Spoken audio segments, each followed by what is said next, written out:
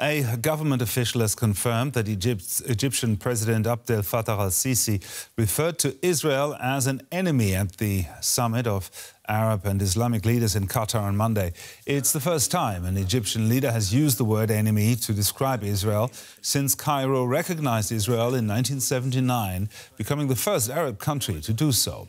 Al-Sisi used the word in a fiery speech at a summit of Arab and Islamic countries meeting in response to Israel's attack last week on Hamas leaders in Doha. Now, while Cairo has taken no steps to change its status with Israel, the Egyptian president's words are a sign of how seriously his government is taking Israel's recent actions.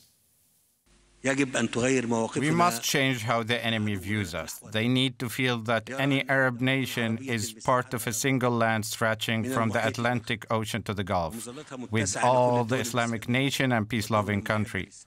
For this view to change, robust decisions are required.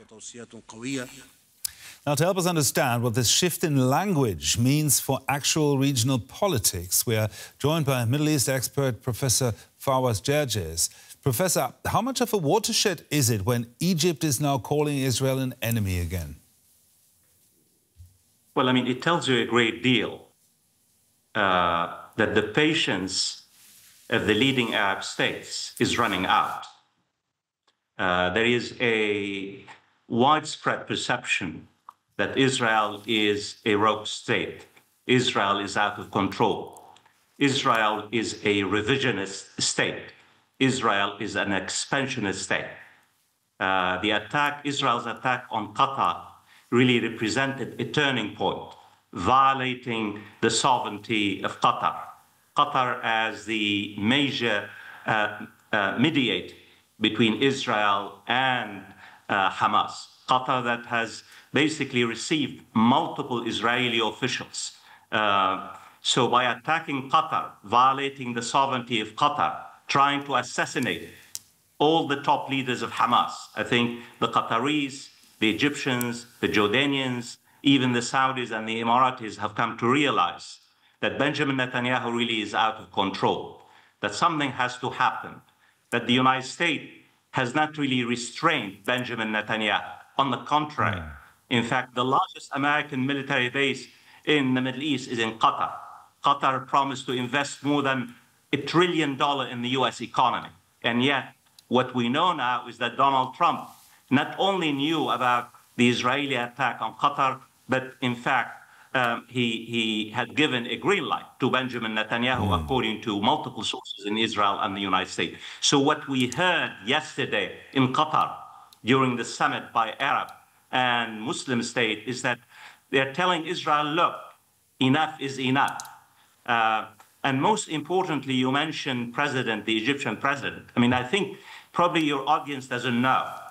The Arab states have not taken a punitive measure against Israel in the past years. Not even a single one.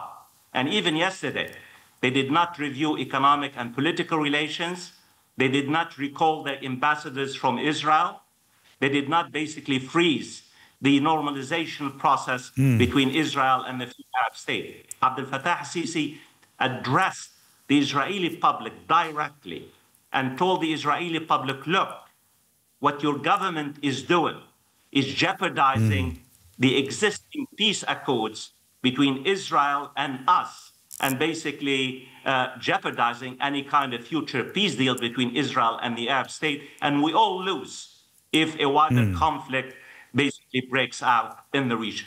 With everything that you've just said in mind, put all together, do you think that this shift in rhetoric from the Egyptian president could signal a possible shift into actual military action, a regional conflict?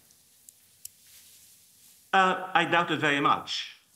I doubt it very much because neither Egypt, nor Jordan, nor Qatar, nor Saudi Arabia basically seeks a wider conflict with Israel. On the contrary, what we have been seeing in the past few months are basically the Arab leaders are warning the Israeli public.